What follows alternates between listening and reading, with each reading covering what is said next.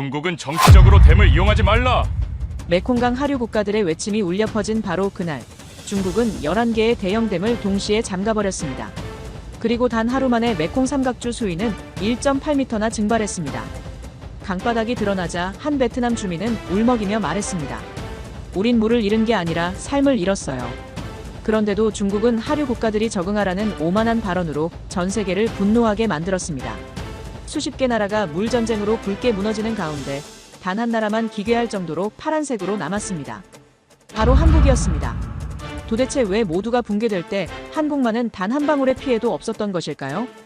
그리고 중국이 추가댐을 짓겠다고 선언한 지금 세계는 어떤 선택을 하게 될까요? 이야기 시작 전 구독과 좋아요 잊지 마세요. 안녕하세요. 저는 에단 클라크입니다. 케임브리지 대학교에서 수문지질학을 가르치고 있죠. 48년을 살면서 세계 곳곳의 물 문제를 연구해 왔는데요. 유엔과 EU의 수자원 자문위원으로도 일하고 있습니다. 20년간 물전쟁을 연구했지만 그날 새벽에 받은 긴급 보고서만큼 충격적인 건 없었어요. 베트남 메콩 삼각주에서 24시간 만에 수위가 1.8m 증발했다는 내용이었습니다. 강바닥이 완전히 드러났다고 했죠. 위성사진을 확대하니 갈라진 진흙 사이로 죽은 물고기들이 셀 수 없이 널려 있었어요. 손이 떨렸습니다. 이건 가뭄이 아니었어요. 누군가 의도적으로 수문을 잠근 겁니다. 런던 히드로 공항에서 방콕행 비행기에 올랐습니다. 11시간 비행 내내 데이터만 들여다봤어요. 메콩강 상류 1대1개 댐의 방류량 그래프를 보니 이틀 전 자정부터 수직 낙하하고 있었습니다. 48억 톤이요. 중국이 하루 만에 잠근 물의 양이었죠. 방콕 수완나품 공항에 도착하자마자 택시를 잡고 메콩강 하류로 향했어요. 기사가 고개를 저으며 말하더군요. 강이 없다고요.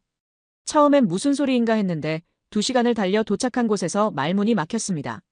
강이 정말 없었어요. 수백 미터 폭의 넓은 강바닥이 햇빛에 말라 하얗게 갈라져 있었습니다. 사람들이 맨발로 강바닥을 걸어 반대편으로 건너가고 있었죠. 국경선이 사라진 겁니다. 물이 없으니 경계도 의미가 없었어요. 한 어부가 보트 옆에 앉아 있었습니다. 타얀이라는 이름의 50대 남성이었어요. 그의 배는 강바닥에 기울어져 있었죠. 언제부터 이렇게 됐냐고 물으니 담배를 피우며 대답하더군요. 이틀 전부터라고 했습니다. 물이 빠지는 게 눈에 보였다고 했어요. 타얀이 그물을 보여줬는데요. 그물엔 물고기 대신 모래만 가득했습니다. 30년간 이 강에서 고기를 잡았다고 했어요. 이젠 고기 대신 모래만 잡힌다는 말에 가슴이 먹먹해졌습니다. 그의 목소리엔 분노도 슬픔도 없었어요. 그냥 텅 빈 체념만 있었죠. 저도 강바닥을 직접 걸어봤습니다. 발밑에서 진흙이 푸석푸석 부서졌어요. 햇볕에 구워진 물고기 사체에서 악취가 났는데 수만 마리가 한꺼번에 죽어 있었습니다. 강 전체가 거대한 무덤이 된 것 같았어요. 베트남 칸토시로 이동했습니다. 메콩 삼각주의 중심 도시죠. 시장에 가보니 쌀값이 300% 올라 있었어요. 염분이 역류해서 논이 모두 타들어갔다고 하더군요. 베트남 전체 쌀 생산의 50%가 이곳에서 나오는데 그게 한 달 만에 무너진 겁니다. 한 농부가 제게 다가와 소리쳤어요. 구엠팜이라는 67세 노인이었습니다. 논을 가리키며 3대째 지켜온 땅이라고 했죠. 이제 소금기 때문에 아무것도 심을 수 없다고 했어요. 그의 손은 갈라진 흙처럼 거칠었습니다. 수질 측정기를 꺼내 물 샘플을 채취했어요. 염도가 담수 기준의 18배였습니다. 바닷물이 150km 안쪽까지 밀려 들어온 거예요. 정상적인 상황이라면 절대 일어날 수 없는 일이었죠. 호텔로 돌아와 노트북을 켰습니다. 위성 데이터를 다시 분석해보니 메콩강만이 아니었어요. 중국이 관리하는 다른 수계들도 똑같이 무너지고 있었습니다. 나일강 상류, 티그리스강, 유프라테스강, 겐지스강까지요. 중국의 거대 댐들이 동시다발적으로 수문을 조절하고 있었던 겁니다. 피해 규모를 계산했어요. 6,200만 명이었습니다. 단 하루 만에 생존 위기에 몰린 인구였죠. 농업 붕괴 지역만 12만 제곱킬로미터, 어업 손실은 연간 48억 달러에 달했어요. 숫자를 입력할 때마다 손끝이 차갑게 식어갔습니다. 새벽 3시에 유엔 수자원국에서 이메일이 도착했어요. 글로벌 수자원 위기 긴급 분석이라는 제목의 보고서였습니다. 파일을 열어보니 전 세계 지도가 붉은색으로 물들어 있었어요. 중국 주변 모든 국가가 경고 등급이었습니다. 동남아시아, 남아시아, 중앙아시아, 중동, 아프리카 일부까지요. 붉은 점들이 대륙을 뒤덮고 있었죠. 화면을 확대해서 각 나라의 피해 수치를 확인했습니다.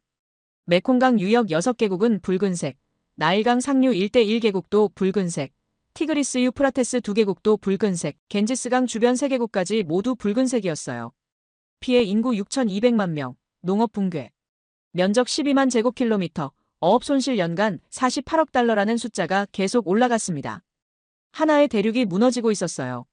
의자에 등을 기대고 창밖을 바라봤습니다. 말라붙은 메콩강 강바닥에서 사람들이 횃불을 들고 걸어가고 있었어요. 국경을 넘어살 곳을 찾아가는 난민들이었죠. 타얀의 그물에 모래만 가득했던 장면이 떠올랐습니다. 구엠팜에 갈라진 논도 눈앞에 선했어요. 강이 죽은 게 아닙니다. 누군가가 강을 잠근 겁니다. 중국이 수문을 조절한 이후 48억 톤의 물이 증발했어요. 하류 국가들은 아무 준비도 없이 재앙을 맞았죠. 노트북 화면을 꺼버렸습니다. 분노가 치밀어 올랐어요. 20년간 물전쟁을 연구했지만 이건 전쟁이 아니었습니다. 학살이었어요. 상류 국가가 하류 국가의 생존권을 한순간에 빼앗아버린 겁니다. 다음 행선지를 결정해야 했어요. 베이징이었습니다. 중국 수력 공정 총국으로 가야 했죠. 그들에게 직접 물어봐야 했어요. 어떻게 이럴 수 있냐고, 왜 이렇게 했냐고, 책임을 질 생각은 있냐고요. 침대에 누웠지만 잠이 오지 않았습니다. 천장을 바라보며 타얀의 얼굴을 떠올렸어요.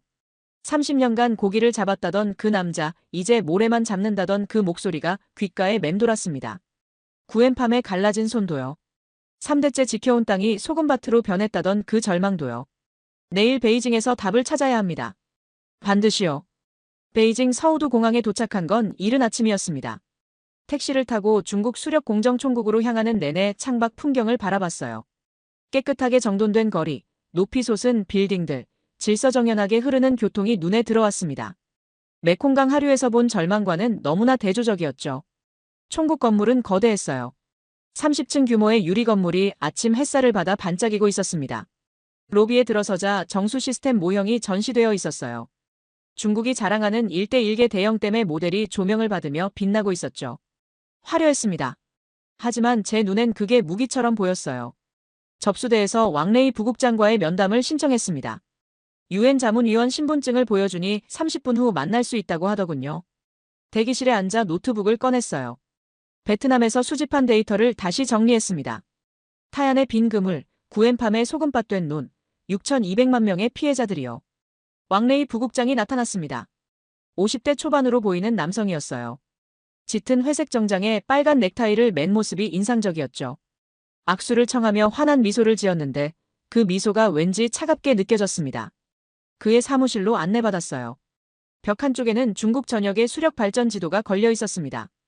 파란색 선으로 표시된 강들, 붉은 점으로 표시된 댐들이 거미줄처럼 얽혀 있었죠. 왕레이는 자랑스럽게 말했어요. 이 시스템이 중국 전체 전력의 18%를 공급한다고요. 저는 곧바로 본론으로 들어갔습니다. 메콩강 수위 급락에 대해 물었어요. 베트남, 태국, 라오스, 캄보디아에서 벌어지고 있는 재앙에 대해 설명했죠. 데이터를 보여주며 48억 톤의 물이 하루 만에 사라진 사실을 지적했습니다. 왕레이는 편안하게 의자에 기댄 채 들었어요.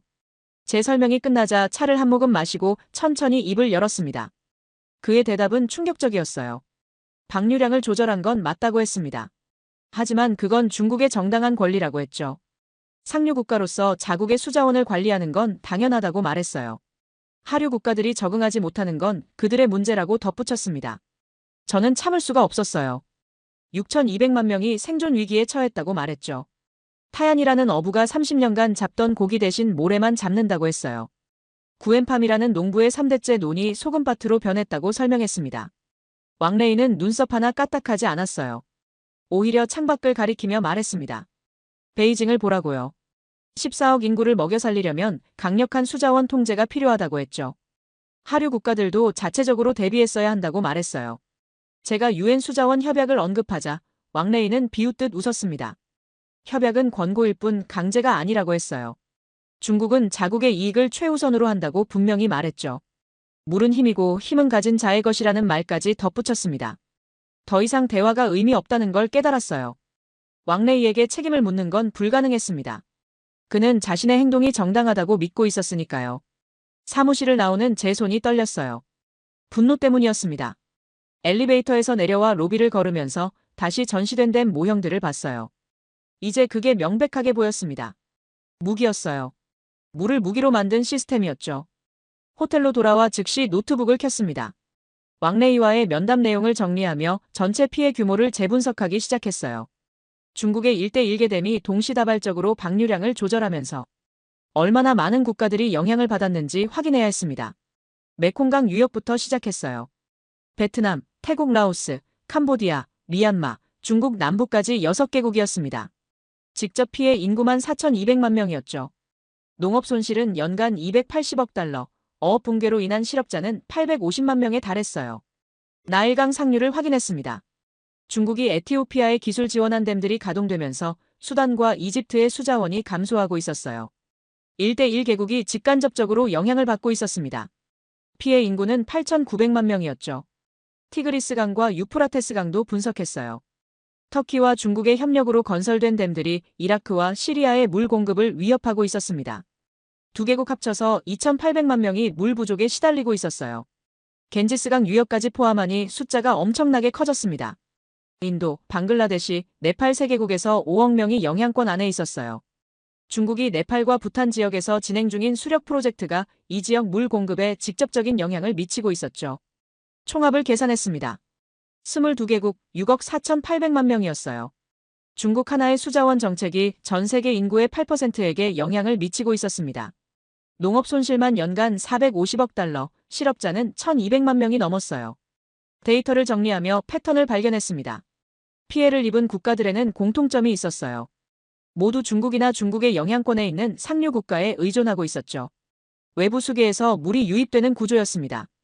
메콩강은 중국 윈난성에서 발원해요. 나일강은 에티오피아 고원에서 시작하죠.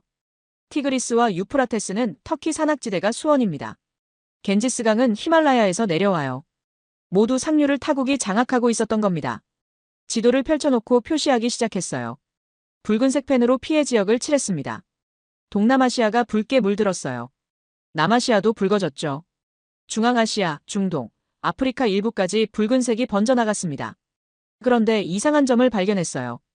중국과 가까운 지역임에도 멀쩡한 곳이 하나 있었습니다. 지도를 자세히 들여다봤죠. 중국 동쪽 한반도였어요. 왜일까요? 중국과 국경을 맞대고 있는데 왜 영향이 없는 걸까요? 저는 그 지역의 숨은 데이터를 찾기 시작했습니다. 뭔가 특별한 이유가 있을 거라고 직감했어요. 새벽 3시가 넘어서야 유엔 수자원국에 긴급 보고서를 전송했습니다. 왕레이와의 면담 내용, 22개국 피해 분석, 6억 명이 넘는 영향 인구를 모두 담았어요. 보고서 제목은 간단했습니다. 수자원 무기화 경고라고 적었죠. 침대에 누웠지만 잠이 오지 않았습니다. 왕레이의 차가운 미소가 계속 떠올랐어요. 물은 힘이고 힘은 가진 자의 것이라던 그 말이 귓가에 맴돌았죠. 하류 국가들이 적응하지 못하는 건 그들이 약하기 때문이라던 그 오만함도요. 하지만 제 머릿속에는 다른 질문이 자리 잡고 있었습니다. 중국 바로 옆에 붙어 있으면서도 영향을 받지 않는 그곳, 대체 어떤 비밀이 숨어 있는 걸까요? 답을 찾아야 했습니다. 다음 날 아침 유엔 수자원국에서 회신이 왔습니다. 제가 요청한 동아시아 숨은 데이터였어요. 커피를 마시며 파일을 열었는데 첫 페이지를 보는 순간 커피잔을 놓쳐버릴 뻔했습니다.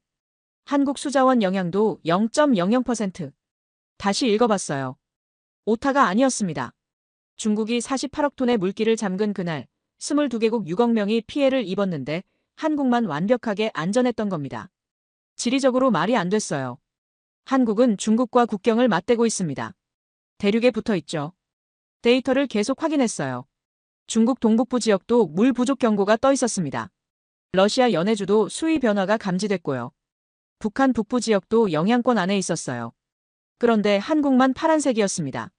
마치 보이지 않는 방패막이 쳐진 것처럼요. 유엔 보고서를 더 깊이 들여다봤습니다.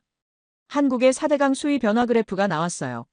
한강, 낙동강, 금강, 영산강 모두 정상 범위 내에서 안정적으로 유지되고 있었습니다. 중국의 댐 가동 전후를 비교해도 변화가 거의 없었어요. 이상했습니다. 베트남은 중국에서 2,000km 떨어져 있는데 재앙을 맞았어요. 한국은 불과 수백 킬로미터 거리인데 멀쩡했죠. 거리 문제가 아니었습니다. 뭔가 근본적으로 다른 이유가 있었어요. 노트북 화면을 멍하니 바라봤습니다. 메콩강 하류에서 봤던 타얀의 얼굴이 떠올랐어요. 그물에 모래만 가득했던 그 장면이요. 구엠팜의 소금밭된 논도 생각났습니다. 왕레이의 차가운 미소도요. 22개국이 무너졌어요. 6억 명이 생존 위기에 몰렸죠. 농업이 붕괴되고 어업이 사라지고 난민이 발생했습니다. 상류국가 하나의 결정으로요. 그런데 한국만 달랐어요. 같은 대륙에 있고 같은 시기에 같은 상황을 겪었는데 혼자만 멀쩡했습니다. 우연일까요? 운이 좋았던 걸까요? 아니면 뭔가 특별한 이유가 있는 걸까요? 지도를 펼쳤습니다. 중국을 중심으로 둘러봤어요. 서쪽엔 중앙아시아 국가들이 붉게 표시돼 있었습니다. 남쪽엔 동남아시아가 빨갛게 물들어 있었죠. 북쪽 러시아 일부도 경고 등급이었어요. 그런데 동쪽만 파랗게 빛나고 있었습니다. 한반도요. 중국과 가장 가까운 곳 중 하나인데 유일하게 안전했어요. 마치 섬처럼요. 손가락으로 지도를 따라가 봤습니다. 중국에서 한국으로 이어지는 수계가 있나 확인했어요. 압록강과 두만강이 국경을 이루고 있었습니다. 하지만 그 물이 한국 내륙으로 들어가는지는 알 수 없었어요. 다른 나라들과 비교해봤습니다. 베트남은 메콩강이 중국에서 직접 내려왔어요. 이집트는 나일강이 에티오피아를 거쳐 흘렀죠. 이라크는 티그리스강이 터키에서 시작됐습니다. 한국은 어떤가요? 중국과 연결된 강이 한국 안으로 들어오나요? 북한과 공유하는 수계가 있나요? 외부에서 물이 유입되는 구조인가요? 질문이 꼬리를 물었습니다. 답을 찾을 수가 없었어요. 자료가 부족했습니다. UN 보고서는 결과만 보여줬을 뿐 이유를 설명하지 않았어요. 케임브리지 대학교 연구실에 전화를 걸었습니다. 조교 토마스가 받았어요. 한국의 수자원 시스템에 대한 자료를 찾아달라고 부탁했습니다. 정부 보고서든 학술 논문이든 뭐든 좋으니 보내달라고 했죠. 1시간쯤 지나 토마스에게서 연락이 왔어요. 자료를 찾긴 했는데 대부분 한국어라고 하더군요. 영문 자료는 많지 않다고 했습니다. 그나마 찾은 몇 개를 보내주겠다고 했어요. 파일이 도착했습니다. K수자원본부라는 기관의 영문 브로셔였어요. 내용을 읽어봤는데 흥미로웠습니다. 실시간 모니터링 시스템, AI 예측 기술, 통합 관제 시스템 같은 단어들이 나왔어요. 하지만 구체적인 설명은 없었습니다. 기술 소개 정도였죠. 어떻게 작동하는지, 왜 효과적인지, 다른 나라와 뭐가 다른지는 알 수 없었어요. 브로셔로는 한계가 있었습니다. 저는 결정을 내렸습니다. 직접 가봐야겠다고요. 데이터만으로는 부족했어요. 현장을 봐야 했습니다. 한국의 하천을 직접 보고 시스템을 확인하고 담당자들을 만나야 했죠.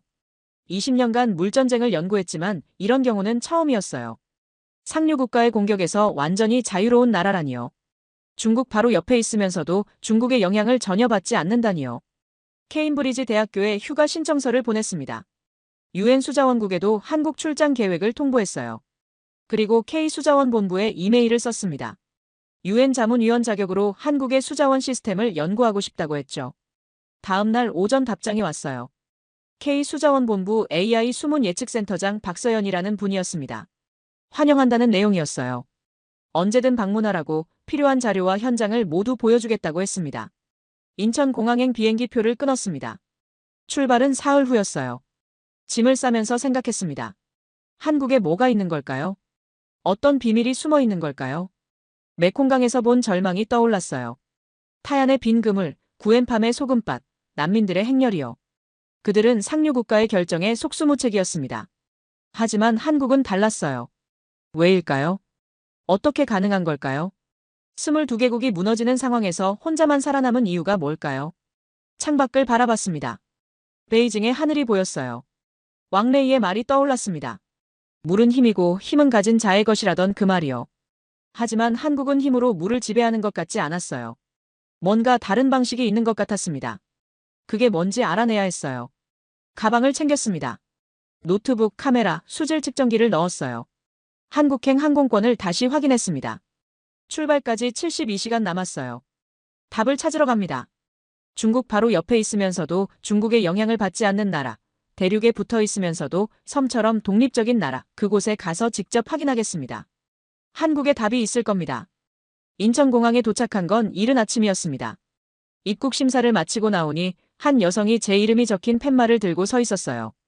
30대 중반으로 보이는 분이었는데 짙은 남색 재킷에 안경을 쓴 모습이 전문가처럼 보였습니다. 박서연 센터장이었어요. 직접 마중 나와주셨다고 하더군요. 악수를 나누며 인사를 나눴습니다. 서연 센터장의 악수는 단단했어요. 자신감이 느껴지는 악수였죠. 차를 타고 K수자원 본부로 향했습니다. 서연 센터장이 창밖을 가리키며 말했어요. 저 멀리 한강이 보인다고요. 고개를 돌려보니 넓은 강이 햇살을 받아 반짝이고 있었습니다. 메콩강에서 본 말라붙은 강바닥과는 너무 대조적이었어요. 본부 건물에 도착했습니다. 15층 규모의 현대적인 건물이었어요. 로비에 들어서니 거대한 디지털 지도가 벽을 채우고 있었습니다. 한반도 전체가 파란색 선으로 그려져 있었고 곳곳에 붉은 점들이 깜빡이고 있었어요. 서현 센터장이 설명했습니다. 전국 5만 5천 개 센서의 실시간 데이터라고 했어요. 하천 수위, 강수량, 수질이 모두 저 화면에 표시된다고 했죠. 저는 화면을 너클 잃고 바라봤습니다. 베트남에선 상류 국가가 뭘 하는지조차 몰랐는데 한국은 자국의 물 한 방울까지 실시간으로 파악하고 있었어요. 회의실로 안내받았습니다. 타원형 테이블에 자료들이 놓여 있었어요. 서현 센터장이 첫 번째 파일을 펼쳤습니다. 한반도 수계 지도였죠. 그 순간 모든 게 명확해졌습니다. 한국의 4대강이 빨간 선으로 표시돼 있었어요.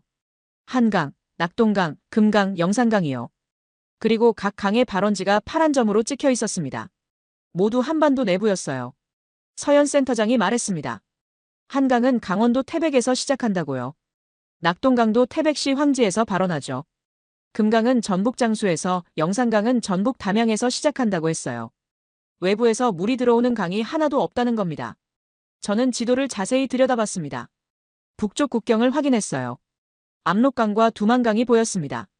중국, 북한과의 경계를 이루는 강들이죠. 그런데 이상했어요. 그 강들이 한국 내륙으로 이어지지 않았습니다. 서현 센터장이 설명을 이어갔어요. 압록강은 백두산에서 발원해 서해로 흐른다고 했습니다. 한국 영토를 거치지 않는다고요. 두만강도 마찬가지라고 했죠. 백두산에서 시작해 동해로 빠진다고 했어요. 그러니까 국경을 이루는 강들조차 한국 내부로 들어오지 않는다는 겁니다. 완벽하게 분리돼 있었어요. 한국의 4대강은 한반도 안에서 태어나 한반도 바다로 흘러갔습니다. 두 번째 자료를 펼쳤습니다. 외부 수계 의존도 비교표였어요. 여러 나라의 수치가 나와 있었습니다.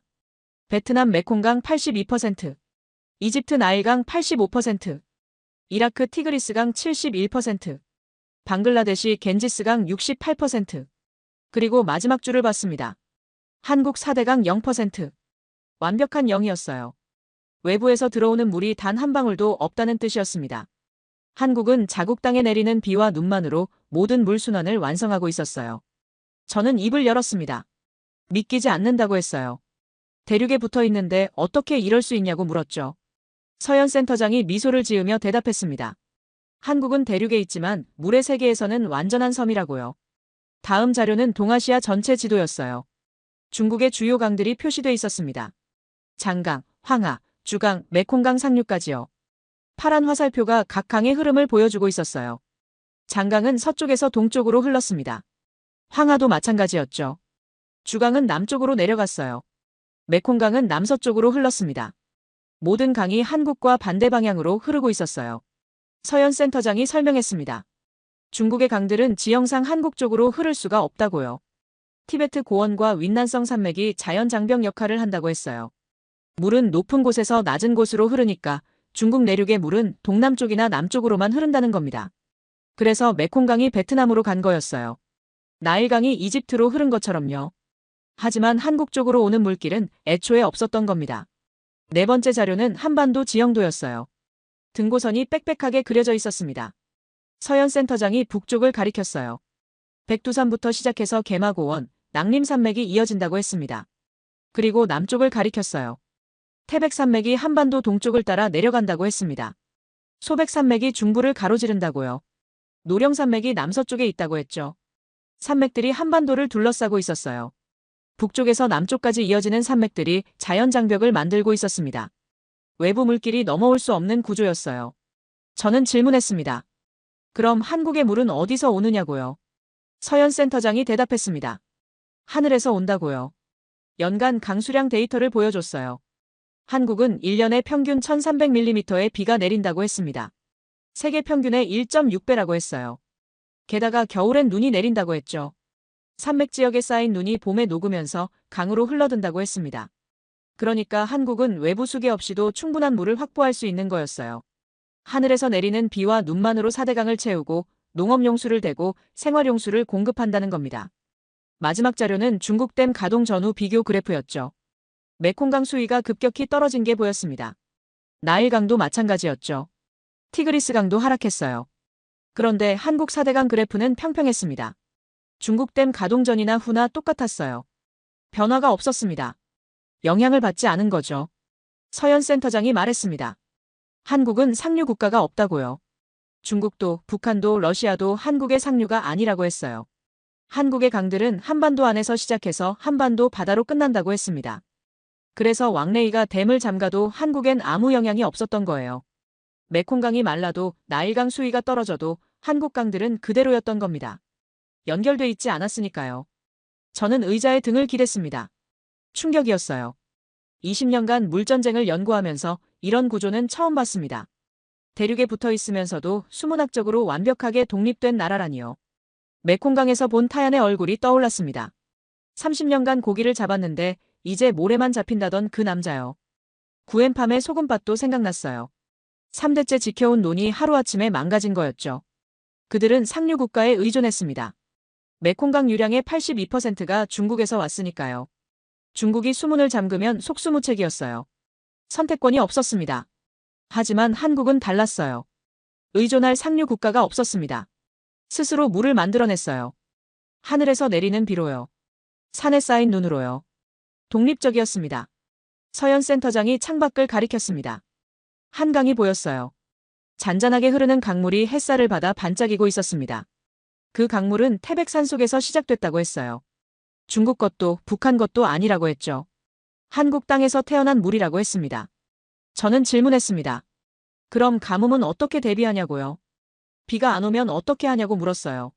서현 센터장이 미소 지으며 대답했습니다. 그건 다음에 보여드리겠다고요. 한국에는 물을 지키는 또 다른 비밀이 있다고 했습니다. 회의실을 나와 복도를 걸었습니다. 벽에 걸린 사진들이 눈에 들어왔어요. 4대강 사진이었습니다. 한강, 낙동강, 금강, 영산강이 각각의 계절 속에서 흐르고 있었어요. 모두 아름다웠습니다. 말라붙지 않았고 오염되지 않았고 살아있었어요. 메콩강처럼 바닥을 드러내지 않았습니다. 나일강처럼 수위가 떨어지지 않았어요. 그저 자연스럽게 흐르고 있었습니다. 서현 센터장이 말했습니다. 한국은 물을 빼앗지 않는다고요. 물을 빼앗길 일도 없다고 했어요. 왜냐하면 한국의 물은 한국 것이니까요. 하늘이 준 것이고 땅이 품은 것이고 강이 흘려보내는 것이라고 했습니다. 저는 고개를 끄덕였습니다. 이제 이해가 됐어요. 한국이 중국의 영향을 받지 않은 이유를요. 22개국이 무너질 때 혼자 멀쩡했던 이유를요. 한국은 대륙 속의 섬나라였습니다. 지리적으로는 붙어있지만 수문학적으로는 완벽하게 분리돼 있었어요. 외부 수계 유입률 0%, 상류 국가 연계, 독립적인 물순환 시스템이요. 왕레이의 말이 떠올랐습니다. 물은 힘이고 힘은 가진 자의 것이라던 그 말이요. 하지만 한국은 힘으로 물을 지배하지 않았어요. 그냥 스스로 물을 가지고 있었습니다. 처음부터요. 내일은 현장을 보기로 했습니다. 강원도 산악지역으로 간다고 했어요. 한국의 물이 어떻게 태어나는지 직접 보여주겠다고 했습니다. 저는 기대됐습니다. 한국의 두 번째 비밀을 알게 될 거라고 생각했어요. 다음 날 아침 일찍 강원도로 출발했습니다. 서현 센터장이 운전대를 잡았고 조수석에 또 한 명이 동승했어요. 40대 중반의 남성이었는데 김도윤 팀장이라고 소개했습니다. 국토지리정보원 지형분석팀장이라고 했죠. 도윤 팀장이 악수를 건네며 말했어요. 오늘은 한국의 땅을 보여주겠다고요. 한국이 어떻게 물을 만드는지 직접 보게 될 거라고 했습니다. 서울을 벗어나자 풍경이 바뀌었어요. 고층 빌딩이 사라지고 산이 나타나기 시작했습니다. 처음엔 낮은 구릉이었는데 점점 높아졌어요. 1시간쯤 달리자 완전히 산속이었습니다. 차창 밖을 보며 놀랐어요. 끝없이 이어지는 산이었습니다. 하나를 지나면 또 하나가 나타났어요. 봉우리 넘어 봉우리, 능선 넘어 능선이 계속 펼쳐졌습니다. 메콩강 하류의 평평한 삼각주와는 완전히 달랐죠. 도윤 팀장이 말했습니다. 한국 국토의 70%가 산이라고 했어요. 평지는 30%밖에 안 된다고 했죠. 저는 창밖을 다시 봤습니다. 정말 온통 산이었어요. 태백시에 도착했습니다. 한강의 발원지라고 했어요. 차에서 내리니 공기가 달랐습니다. 차갑고 맑았어요. 깊게 숨을 들이마셨는데 폐속까지 시원했습니다. 도윤 팀장이 앞장섰어요. 산길을 따라 걷기 시작했습니다. 경사가 꽤 있었는데 두 사람은 익숙한 듯 걸었어요. 저도 따라갔습니다.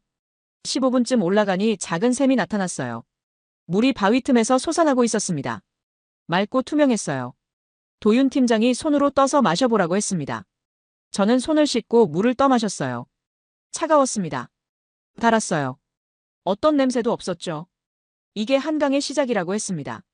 저 작은 샘에서 시작된 물이 산을 타고 내려가 계곡을 만들고 계곡이 모여 강을 이룬다고 했어요. 그리고 서울을 지나 황해로 흘러간다고 했습니다. 저는 샘을 바라봤습니다. 정말 작았어요. 손바닥만 한 웅덩이에서 물이 조금씩 솟아나고 있었습니다. 이 작은 샘이 서울 한복판을 흐르는 거대한 한강의 시작이라니요. 도윤 팀장이 설명을 이어갔어요. 이런 샘이 한반도에 수만 개 있다고 했습니다. 산마다 계곡마다 물이 솟아난다고요. 모두 빗물과 눈이 땅속으로 스며들었다가 다시 나오는 거라고 했어요. 산을 더 올라갔습니다. 30분쯤 걸었을까요? 계곡이 나타났어요. 물이 바위를 타고 흐르고 있었습니다. 아까 본 샘보다 훨씬 컸어요. 물소리가 경쾌했습니다. 도윤 팀장이 바위 하나를 가리켰어요. 물이 바위를 감싸며 흐르고 있었습니다. 자세히 보니 바위 표면이 매끄러웠어요. 오랜 시간 물에 깎인 흔적이었죠. 이게 자연 정수 과정의 첫 단계라고 했습니다. 빗물이 산 위에 내리면 먼저 흙을 거친다고 했어요. 흙이 큰 불순물을 걸러낸다고요. 그 다음 자갈층을 통과하면서 작은 입자들이 걸러진다고 했습니다. 그리고 안반을 거친다고 했어요. 바위 틈으로 스며들었다가 나오는 과정에서 미네랄이 추가되고 박테리아가 제거된다고 했습니다. 마지막으로 이렇게 계곡을 흐르면서 산소가 공급되고 자정작용이 일어난다고 했어요. 저는 놀랐습니다. 산 자체가 하나의 거대한 정수 시스템이라는 거였어요. 흙, 자갈, 안반, 계곡이 순서대로 물을 정화하고 있었습니다. 인공 정수장이 필요 없는 구조였죠. 도윤 팀장이 계곡물을 떠서 보여줬어요. 투명했습니다. 바닥에 돌멩이가 선명하게 보였어요. 수질 측정기를 꺼내 확인했습니다. pH 7.2, 탁도 0.8 NTU, 용존산소 9.2mg였어요. 완벽한 수치였습니다. 더 내려갔습니다. 계곡이 점점 커졌어요. 작은 샘에서 시작된 물이 계곡물과 합쳐지면서 불어나고 있었습니다. 30분을 더 걸으니 제법 큰 하천이 나타났어요. 물이 세차게 흐르고 있었습니다. 바위들 사이를 휘감아 돌며 내려가고 있었어요. 도윤 팀장이 말했습니다. 이게 한강 지류 중 하나라고요. 여기서 서울까지 200km가 넘는다고 했습니다. 저는 물을 바라봤어요. 맑았습니다. 산 위 샘물처럼 투명했어요. 200km를 흘러가도 이 깨끗함이 유지된다는 게 신기했습니다. 도윤 팀장이 설명했어요. 한국은 국토가 작지만 강이 많다고 했습니다. 사대강 외에도 수백 개의 지류가 있다고요. 모두 산에서 시작한다고 했어요. 그래서 한국의 강은 짧고 빠르다고 했습니다. 발원지에서 바다까지 평균 200km라고 했어요. 경사가 급해서 빠르게 흐른다고도 했죠. 메콩강처럼 4000km를 천천히 흐르는 강과는 다르다고 했습니다. 이게 장점이라고 했어요. 짧고 빠르면 오염될 시간이 없다고 했습니다. 산에서 정화된 물이 빠르게 바다로 가니까 깨끗함이 유지된다고요. 게다가 계속 새로운 물이 공급되니 순환이 빠르다고 했습니다. 서현 센터장이 덧붙였어요. 한국의 연평균 강수량이 1300mm라고 했습니다. 세계 평균보다 많다고요. 게다가 산이 많으니 빗물을 저장하는 능력도 크다고 했어요. 산이 스펀지 같다고 했습니다. 비가 오면 흙과 안반이 물을 흡수한다고요. 그리고 천천히 내보낸다고 했어요. 가뭄이 와도 산에 저장된 물이 계속 샘으로 나온다고 했습니다. 저는 주변을 둘러봤어요. 끝없는 산이 보였습니다. 저 모든 산이 물을 저장하고 있다는 거였어요. 거대한 천연댐이었죠. 콘크리트로 만든 댐이 아니라 흙과 바위로 이루어진 댐이요. 도윤 팀장이 통계를 알려줬습니다. 한국 산림이 저장하는 물이 연간 180억 톤이라고 했어요. 이게 전국 댐 저수량의 3배라고 했습니다. 산 자체가 댐보다 더 큰 물 저장고라는 거였죠. 저는 메콩강이 떠올랐어요. 평평한 삼각주에는 산이 없었습니다. 비가 오면 그대로 바다로 빠져나갔어요. 가뭄이 오면 저장된 물이 없었죠. 오직 상류에서 내려오는 물에만 의존했습니다. 하지만 한국은 달랐어요. 산이 물을 저장했습니다. 천천히 내보냈어요. 비가 안 와도 샘이 마르지 않았습니다. 상류 국가가 없어도 괜찮았어요. 산이 댐 역할을 했으니까요. 다시 차를 타고 이동했습니다. 낙동강 발원지로 간다고 했어요. 1시간쯤 달리니 또 다른 산이 나타났습니다. 황지연못이라고 했어요. 연못이 3개 있었습니다. 물이 땅에서 솟아오르고 있었어요. 신기했습니다. 평지에서 물이 솟아나고 있었어요. 도윤 팀장이 설명했습니다. 주변 산에서 스며든 지하수가 여기서 용출된다고 했어요. 낙동강이 여기서 시작된다고 했습니다. 이 작은 연못에서 시작된 물이 부산까지 520km를 흘러간다고 했어요. 남한에서 가장 긴 강이라고 했죠. 연못물을 확인했습니다. 역시 맑았어요. 수질도 깨끗했습니다. 산에서 정화된 물이었죠. 도윤 팀장이 말했습니다. 이게 한국의 땅이라고요. 70%가 산이고 그 산이 전부 물을 만든다고 했어요. 정화하고 저장하고 천천히 내보낸다고 했습니다. 그래서 한국은 외부 물이 필요 없다고 했어요. 하늘에서 비가 내리고 산이 받아서 깨끗하게 만들어 강으로 보낸다고요. 이 땅 자체가 하나의 거대한 물순환 장치라고 했습니다. 저는 고개를 끄덕였습니다. 이제 완전히 이해가 됐어요. 한국이 중국의 영향을 받지 않은 이유요. 22개국이 무너질 때 혼자 멀쩡했던 이유요. 한국은 지형 자체가 요새였습니다. 70%의 산이 물을 지키고 있었어요. 자연이 만든 정수 시스템, 자연이 만든 저수지, 자연이 만든 방어벽이었죠. 왕래이가 아무리 댐을 잠가도 소용없었어요. 한국의 물은 중국에서 오지 않았으니까요. 산에서 왔으니까요. 하늘에서 왔으니까요. 차를 타고 서울로 돌아가는 길이었습니다. 창밖으로 산들이 지나갔어요. 저는 그 산들을 다른 눈으로 봤습니다. 이제 그게 보였어요. 저 산들이 물을 만들고 있다는 게요. 서현 센터장이 말했습니다. 내일은 본부에서 기술 시스템을 보여주겠다고요. 한국이 이 물을 어떻게 관리하는지 알게 될 거라고 했어요. 저는 기대됐습니다. 지형적 이점만으로도 놀라웠는데 거기에 기술까지 더해진다면요. 한국의 세 번째 비밀이 궁금해졌습니다. 다음 날 아침 K수자원 본부로 다시 찾아갔습니다. 서현 센터장이 로비에서 기다리고 있었어요. 오늘은 특별한 곳을 보여주겠다며 앞장섰습니다. 엘리베이터를 타고 12층으로 올라갔어요. 문이 열리자 거대한 공간이 나타났습니다. AI 수문 예측센터라는 표지판이 보였죠. 안으로 들어서는 순간 숨이 멎을 것 같았습니다. 벽 전체가 스크린이었어요. 3면이 디스플레이로 둘러싸인 공간이었습니다. 한반도 지도가 실시간으로 움직이고 있었어요. 파란 점들이 수만 개 깜빡이고 있었고 숫자들이 끊임없이 변하고 있었습니다. 서현 센터장이 설명했습니다. 전국 55만 개 센서의 실시간 데이터라고 했어요. 하천 수위, 강 수량, 댐 저수량, 지하 수위, 토양 수분까지 모든 게 여기 표시된다고 했습니다. 저는 화면을 너클 잃고 바라봤어요. 베트남에서는 상류댐이 뭘 하는지조차 몰랐습니다. 타야는 물이 빠지는 걸 눈으로 보고서야 알았죠. 하지만 한국은 전국의 물 한 방울까지 실시간으로 파악하고 있었어요. 한 직원이 키보드를 조작했습니다. 화면이 확대되며 한강 유역이 나타났어요. 수십 개의 붉은 점이 보였습니다. 서현 센터장이 말했어요. 저게 한강에 설치된 센서들이라고요. 화면 한쪽에 그래프가 떴습니다. 지난 24시간 동안의 수위 변화였어요. 완만한 곡선이 그려져 있었습니다. 밤사이 비가 왔는데 수위가 15cm 올랐다가 다시 정상으로 돌아온 게 보였어요. 서현 센터장이 설명을 이어갔습니다. AI가 이 모든 데이터를 분석한다고 했어요. 홍수를 예측하는 정확도가 88%라고 했습니다. 72시간 전에 미리 경보를 낸다고 했죠. 저는 물었어요. 어떻게 그게 가능하냐고요? 서현 센터장이 다른 화면을 띄웠습니다. 복잡한 알고리즘이 나타났어요. 저도 수문학자지만 이해하기 어려운 수식들이었습니다. AI가 55만 개 센서 데이터를 동시에 분석한다고 했어요. 상류 강수량, 댐 저수량, 토양 포화도, 하류 수위를 종합해서 계산한다고 했습니다. 게다가 기상청 데이터까지 연동된다고 했죠. 그래서 비가 오기 전에도 홍수를 예측할 수 있다고 했어요. 상류에 비 예보가 뜨면 AI가 자동으로 하류 수위 변화를 시뮬레이션한다고 했습니다. 위험하면 미리 댐 방류를 조절한다고 했어요. 다음 화면이 나타났습니다. 4대강에 설치된 스마트보 시스템이었어요. 뭐라는 게 뭔지 물었습니다. 서현 센터장이 설명했어요. 강 중간에 설치된 가동식 수문이라고 했습니다. 평소엔 닫아서 물을 저장한다고 했어요. 가뭄 때 농업용수로 쓴다고 했죠. 하지만 홍수가 예측되면 자동으로 열린다고 했습니다. 물을 빠르게 바다로 내보내는 거라고 했어요. 화면의 보안화가 확대됐습니다. 낙동강 하만 보였어요. 수문이 천천히 열리는 모습이 보였습니다. 서현 센터장이 말했어요.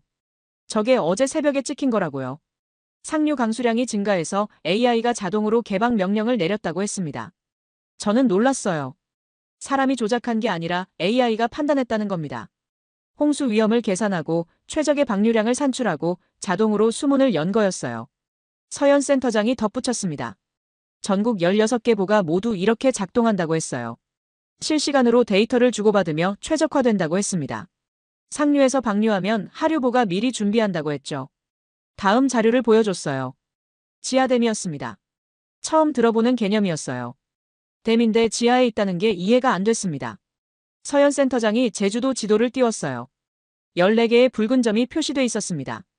저게 지하댐이라고 했어요. 지표수가 아니라 지하수를 관리하는 시설이라고 했습니다. 제주도는 화산섬이라고 했어요. 땅이 현무암으로 돼 있어서 빗물이 그냥 스며든다고 했습니다. 지표에 물이 고이지 않는다고 했죠. 그래서 지하수가 중요하다고 했어요. 지하댐은 지하수가 바다로 빠져나가는 걸 막는다고 했습니다. 지하에 차수벽을 설치해서 물을 가둔다고 했어요. 그리고 필요할 때 퍼올려 쓴다고 했습니다. 이게 가뭄 대비책이라고 했어요.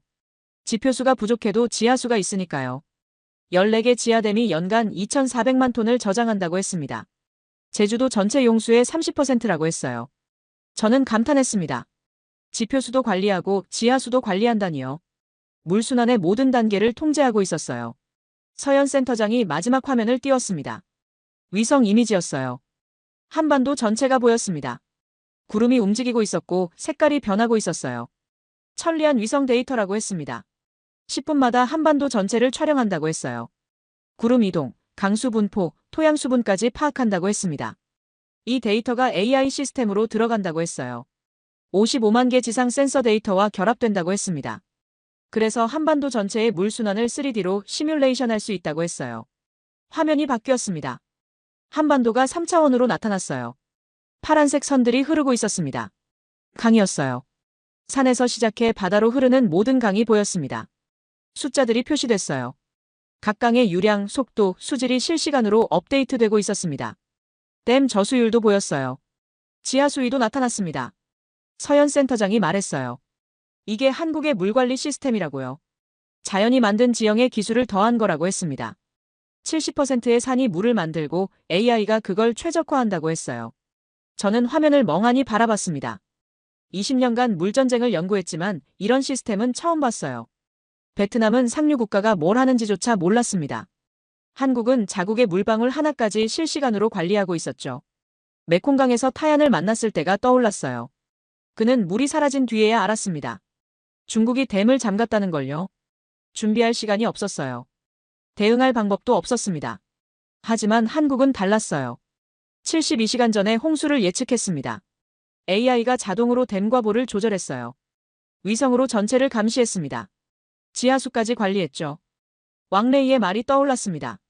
물은 힘이고 힘은 가진 자의 것이라던 그 말이요. 하지만 한국은 힘으로 물을 지배하지 않았어요. 과학으로 물을 이해했습니다. 서현 센터장이 말했어요. 한국은 물을 막지 않는다고요. 물의 움직임을 예측한다고 했습니다. 그래서 홍수도 막고 가뭄도 대비할 수 있다고 했어요. 저는 고개를 끄덕였습니다. 이제 완벽하게 이해가 됐어요. 한국이 22개국이 무너질 때 혼자 멀쩡했던 이유요. 첫째, 독립적인 수계 구조였습니다. 외부 유입 0%였어요. 둘째, 70%의 산이 물을 만들고 저장했습니다. 자연 정수 시스템이었죠. 셋째, 최첨단 기술로 관리했습니다. AI, 위성, 55만 개 센서, 스마트복, 지하댐이요.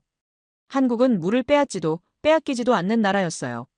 그냥 스스로 물을 가지고 있었고 과학으로 지키고 있었습니다. 센터를 나오며 창밖을 봤어요. 한강이 보였습니다. 잔잔하게 흐르는 강물이 햇살을 받아 반짝이고 있었어요. 저 물은 태백산 속에서 시작됐습니다. 자연이 정화했고 기술이 관리하고 있었죠. 서현 센터장이 물었어요. 이제 이해가 되냐고요. 한국이 왜 안전했는지요? 저는 대답했습니다. 완벽하게 이해한다고요. 한국은 물을 가진 나라가 아니라 물을 잃지 않는 법을 만든 나라라고 했어요. 서현 센터장이 미소 지었습니다. 정확하다고 했어요. 내일은 케임브리지로 돌아가기로 했습니다. 하지만 머릿속은 복잡했어요. 이 모든 걸 어떻게 정리해야 할까요? 전 세계에 어떻게 알려야 할까요? 22개국 6억 명이 여전히 고통받고 있습니다. 왕래인은 여전히 오만합니다. 그런데 한국에는 답이 있었어요. 이 답을 세상에 알려야 했습니다. 케임브리지로 돌아온 건 일주일 후였습니다. 한국에서 본 것들이 머릿속을 떠나지 않았어요. 독립적인 수계, 70%의 산, 55만 개 센서, AI 시스템까지요. 이 모든 걸 세상에 알려야 했습니다. 연구실 책상에 앉아 보고서 작성을 시작했어요. 한국에서 가져온 자료들을 펼쳐놓았습니다. 사진, 데이터, 인터뷰 녹음 파일이 가득했죠. 제목부터 정했어요. 물전쟁 시대의 생존 모델 한국 사례 분석이라고요. 서론을 쓰기 시작했는데 노트북에 이메일 알림이 떴습니다. 유엔 수자원국에서 온 긴급 메시지였어요. 제목을 보는 순간 손이 멈췄습니다. 중국 추가댐 건설 발표라고 적혀 있었어요. 파일을 열었습니다. 중국 정부 공식 발표문이었어요. 향후 5년간 대형댐 8기를 추가 건설한다는 내용이었습니다. 티베트 고원의 4기, 윈난성의 2기, 칭하이성의 2기였죠. 숨이 막혔어요. 이미 22개국이 무너지고 있는데 중국은 댐을 더 짓겠다는 겁니다. 발표문을 계속 읽었어요. 국가 발전의 필수 과정이라고 적혀 있었습니다. 전력 생산 증대가 목표라고 했죠. 첨부 파일을 열었습니다. 건설 예정지 지도가 나왔어요. 티베트 고원의 4개 댐 위치를 확인했습니다. 모두 메콩강 최상류였어요. 완공되면 메콩강 통제력이 현재보다 60% 증가한다고 나와 있었습니다. 윈난성 2개 댐은 사린강 상류였어요. 미얀마와 태국으로 흐르는 강이죠. 칭하이성 2개는 황하 지류였습니다. 모두 전략적 위치였어요. 예상 완공 시기를 봤습니다. 3년 후였어요. 2028년이면 8개 댐이 모두 가동된다는 겁니다. 저는 계산기를 꺼냈습니다. 추가 저수 용량을 계산하기 시작했어요. 티베트 4개 댐 합계 180억 톤, 윈난성 2개 댐 합계 45억 톤, 칭하이성 2개 댐 합계 32억 톤, 총 257억 톤이었습니다. 현재 1대1개 댐이 관리하는 물량이 420억 톤이었어요. 추가로 257억 톤이면 총 677억 톤이 됩니다. 중국의 수자원 통제력이 61% 증가하는 거였죠. 하류 국가 피해를 계산했습니다. 메콩강 유역부터 시작했어요. 현재도 베트남 삼각주가 붕괴 직전인데 티베트 4개 댐이 완공되면 어떻게 될까요? 데이터를 입력했습니다. 메콩강 하류 유량이 현재보다 35% 추가 감소할 것으로 나왔어요. 베트남은 완전히 사막화됩니다. 염분 역류가 현재의 250%로 증가하죠. 농업이 완전히 불가능해져요. 태국 동북부도 계산했습니다. 메콩강 지류가 말라붙으면서 농업 생산이 80% 감소할 거였어요. 라오스와 캄보디아는 식량 자급률이 현재 65%에서 20%로 떨어집니다. 윈난성 2개 댐의 영향을 봤어요. 사린강이 타격을 받습니다. 미얀마 동부 지역 200만 명이 물 부족에 시달릴 거였어요. 태국 서부 농업지대도 황폐화됩니다. 칭하이성 2개 댐은 황하 유역에 영향을 미칩니다. 중국 내부 문제일 수도 있었지만 몽골 남부 지역도 연결돼 있었어요. 지하 수위가 하락하면서 초원이 사막으로 변할 위험이 있었습니다. 총 피해 규모를 합산했습니다. 현재 6억 명에서 8억 5천만 명으로 늘어났어요. 추가 피해 인구가 2억 5천만 명이었습니다. 농업 손실은 연간 680억 달러로 증가했고요. 다음 날 뉴스가 터졌습니다. 중국 수력공정총국 왕레이 부국장의 기자회견이었어요. 노트북으로 생중계를 봤습니다. 왕레이가 연단에 섰어요. 여전히 자신만만한 표정이었습니다. 기자들의 질문이 쏟아졌어요. 하류 국가 피해를 어떻게 생각하냐고요? 국제 비난을 의식하지 않느냐고요? 왕레이의 대답을 듣는 순간 분노가 치밀었어요. 그는 말했습니다. 중국은 14억 인구를 책임져야 한다고요. 수자원 확보는 국가 생존의 문제라고 했습니다. 하류 국가들에 대해서는 이렇게 말했어요. 그들도 자체 대비를 했어야 한다고요. 상류 국가 의존도를 낮추는 게 그들의 책임이라고 했습니다. 적응하지 못하는 건 그들이 약하기 때문이라고 덧붙였죠. 한 기자가 물었어요. 유엔 수자원 협약은 어떻게 생각하냐고요. 왕레이는 비웃듯 대답했습니다. 협약은 권고일 뿐 강제가 아니라고요. 주권 국가는 자국 자원을 자유롭게 활용할 권리가 있다고 했습니다. 마지막 질문이었어요. 추가된 건설을 재고할 의향은 없냐는 거였습니다. 왕레이는 단호하게 말했어요. 없다고요. 오히려 계획을 앞당길 것이라고 했습니다. 그리고 이렇게 덧붙였어요. 물은 가진 자의 것이라고요. 힘 있는 나라가 물을 통제하는 게 자연스러운 일이라고 했습니다. 약한 나라들은 그에 맞춰 살아가야 한다고 했죠. 화면을 껐습니다. 손이 떨렸어요. 분노 때문이었습니다. 왕레이는 전혀 변하지 않았어요. 오히려 더 오만해졌습니다. 이메일함을 확인했습니다. 베트남에서 연락이 와 있었어요. 타얀이 보낸 거였습니다. 제가 메콩강에서 만났던 어부요. 이메일 주소를 남겨뒀었는데 연락이 온 겁니다. 메일을 열었어요. 짧은 글이었습니다. 상황이 더 나빠졌다고 했어요. 강 수위가 계속 떨어지고 있다고요. 이제 배를 끌고 육지로 올렸다고 했습니다. 물고기는 더 이상 잡히지 않는다고 했어요. 마을 사람들이 하나둘 떠나고 있다고 했습니다. 태국으로 가거나 도시로 간다고요. 30년간 고기를 잡았는데 이제 할 수 있는 게 없다고 했어요. 저에게 물었습니다. 언제쯤 나아질까요? 물은 다시 돌아올까요? 답장을 쓸 수가 없었어요. 뭐라고 말해야 할까요? 중국이 댐을 8개 더 짓는다고 말해야 할까요? 상황이 더 나빠질 거라고 해야 할까요? 다른 메일도 확인했습니다. 유엔 수자원국에서 긴급회의 소집 통보가 와 있었어요. 중국의 추가댐 건설에 대한 대응 방안을 논의한다고 했습니다. 다음 주 제네바에서 열린다고 했죠. 저는 한국에서 가져온 자료를 다시 펼쳤습니다. 박서연 센터장이 보여준 시스템들이요. 55만 개 센서, AI 예측, 스마트보, 지하댐, 위성 데이터가요. 한국은 달랐어요. 외부 의존 0%였습니다. 상류 국가가 없었죠. 70%의 산이 물을 만들었어요. 최첨단 기술로 관리했습니다. 왕레이가 댐을 100개를 지어도 한국엔 영향이 없었어요. 메콩강 유역 국가들도 이렇게 될 수 있을까요? 베트남도 독립적인 수계를 만들 수 있을까요? 태국도 기술로 물을 지킬 수 있을까요? 아니요. 불가능했어요. 지형이 다릅니다. 메콩강은 중국에서 시작해요. 나일강은 에티오피아에서 출발하죠. 지형은 바꿀 수 없습니다. 하지만 한국 모델에서 배울 건 있었어요. 물 관리 기술이요. AI 예측 시스템, 실시간 모니터링, 스마트댐 운영 같은 거요. 지형은 못 바꿔도 기술은 배울 수 있습니다. 보고서를 쓰기 시작했습니다. 제목은 간단했어요. 물 전쟁 시대의 생존 모델 한국 사례 분석이라고 적었습니다. 서론에 왕레이의 오만함을 담았어요. 중국의 추가댐 건설 계획을 상세히 기술했습니다.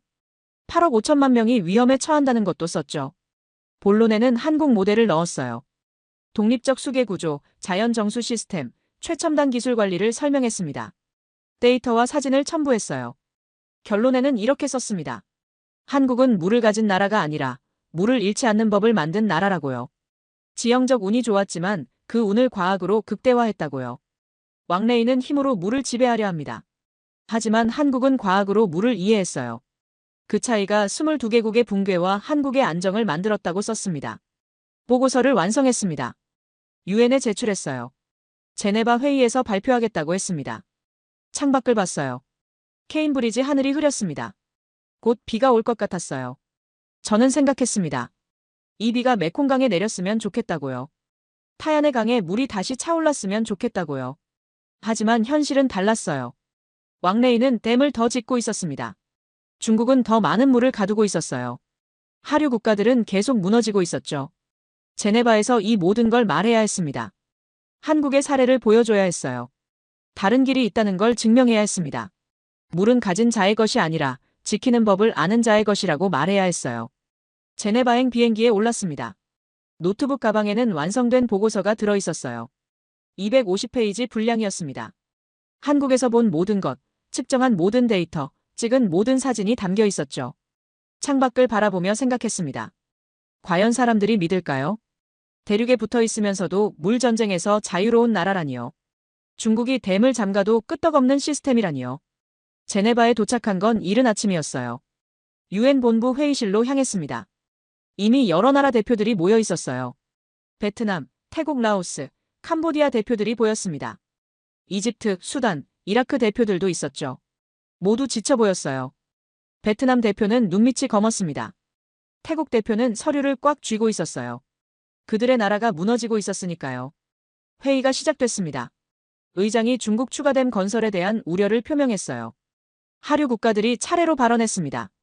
베트남 대표가 먼저 일어났어요. 메콩 삼각주 상황을 보고했습니다. 염분 역류가 250% 증가했다고 했어요. 농업 생산이 60% 감소했다고요. 450만 명이 이주를 준비하고 있다고 했습니다. 목소리가 떨렸어요. 태국 대표도 발언했습니다. 동북부 지역 수위가 계속 떨어지고 있다고 했어요. 어획량이 80% 감소했다고요. 수십만 어부들이 생계를 잃었다고 했습니다.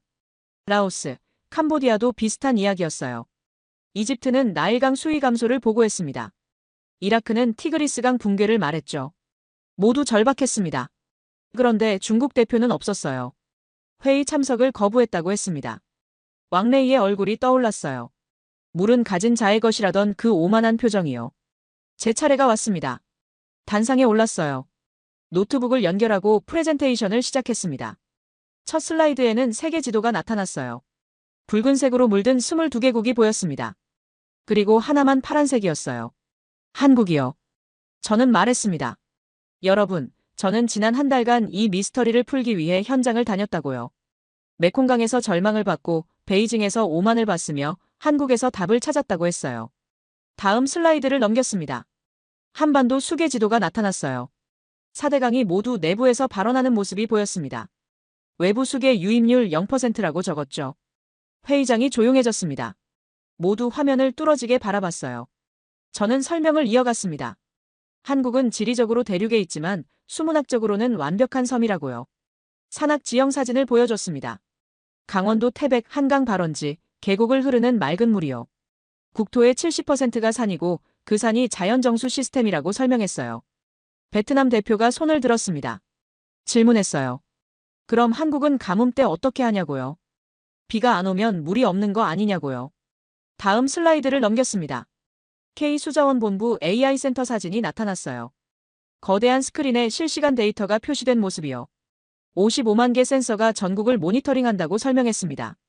AI가 홍수를 88% 정확도로 예측한다고 했어요.